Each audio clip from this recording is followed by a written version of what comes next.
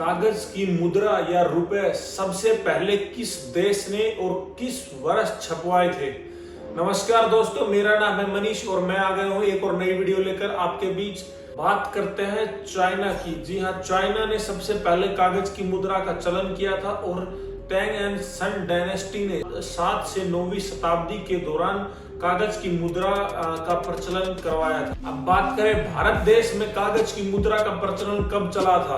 Answer होगा 18वीं शताब्दी में। सबसे पहले bank of Bengal, general bank of Bengal और बैंक ऑफ हिंदुस्तान द्वारा कागज मुद्रा का प्रचलन करवाया गया। बाजार में मुद्रा का प्रचलन करना इसलिए आवश्यक बन गया था क्योंकि लंबे समय से असंतुलन जो बाजार में बनता जा रहा था उसको खत्म करना और प्रत्येक व्यक्ति को एक समान नजरिए से सभी वस्तुओं का लेन देन अच्छे ढंग से हो सके, इसलिए मुद्रा को बाजार में लाने का मुख्य रूप से कार्य को करने के लिए सुचारू रूप से निर्णय लिया गया। इन बैंकों ने कागज की मुद्रा को बाजार में लाने के लिए एक विशेष रूप से क्रांति ला दी थी, जिसमें अब लोगों को वस्तु के बदले वस्तु या फिर कुछ और लेन देन ना करना पड़े और एक निश्चित रूप से सभी को किसी प्रत्येक वस्तु के बदले मुद्रा देने के लिए अपने कार्य निश्चित निर्धारण किए जाए, इसलिए मुद्रा का प्रचलन किया गया। वर्तमान समय में बाजार में 1 रुपए, 2 रुपए, 5 रुपए के सिक्के मौजूद हैं और इसके साथ साथ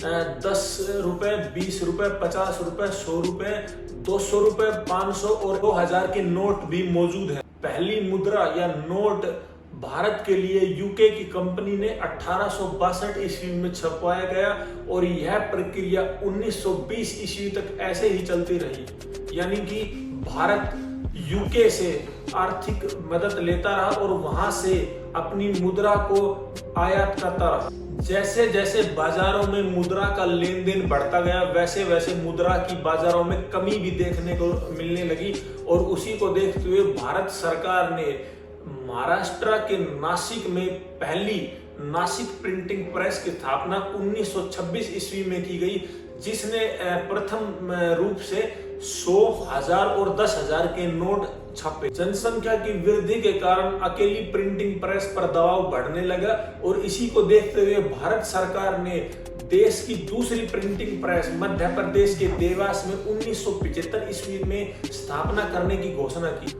भारत में 2 प्रिंटिंग प्रेस होने के बावजूद भी मुद्रा की लगातार कमी को देखते हुए भारत सरकार ने 2 प्रिंटिंग प्रेस स्थापना करने की घोषणा की, जो 1999 और 2000 ईस्वी में मैसूर प्रिंटिंग प्रेस और सल्बनी प्रिंटिंग प्रेस के नाम से प्रसिद्ध हुई। तो बात करें कागजी मुद्रा की, तो मध्य प्रदेश के देवास में प्रिंटिंग प्रेस जो प्रति वर्ष 10, 50 और 100 के नोटों की छपाई करती है, जिसकी कुल कीमत 265 करोड़ रुपए होती है। इसी के साथ मैसूर प्रिंटिंग प्रेस केवल 2000 के नोटों की छपाई करती है। आरबीआई के अनुसार भारत में प्रतिवर्ष 2000 करोड़ रुपए छपते हैं। चलिए अब बात करते हैं कागजी मुद्रा की छपाई से जुड़े कुछ तथ्यों के बारे में। देखिए, कागजी मुद्रा को छपने के लिए भारत में कुल एक ही पेपर मिल है जो 40% ही पेपर प्रदान करने में सक्षम है।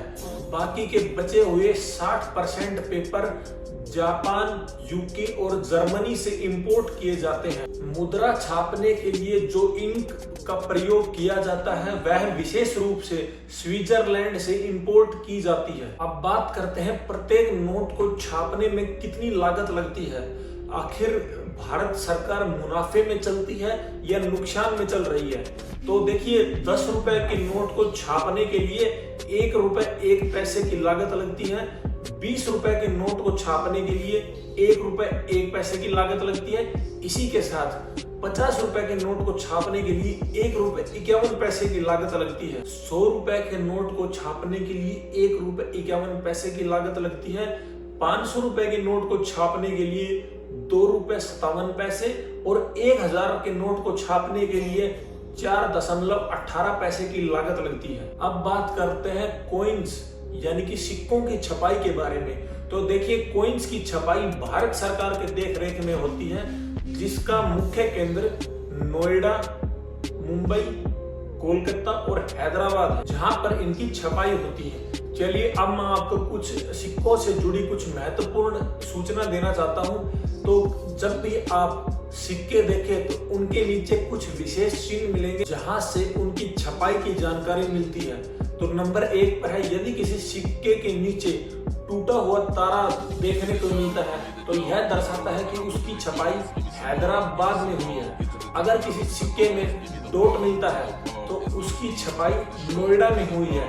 अगर किसी सिक्के पर पूर्ण रूप से डायमंड बना मिले तो उसकी छपाई मुंबई में हुई है। और इसी के साथ यदि हमें किसी सिक्के पर कोई भी चिन्ह न मिले तो इसका मतलब उस सिक्के की छपाई कोलकाता में हुई है। आरबीआई की एक रिपोर्ट के अनुसार प्रति वर्ष 5 मिलियन नोट चलन से बाहर हो जाते हैं और इन 5 मिलियन नोट्स का कुल वजन 4500 टन होता है, जिन्हें हम लाखों पेड़ों को काटकर उनसे प्राप्त करते हैं। इस समस्या का समाधान पाने के लिए हमें क्या करना चाहिए?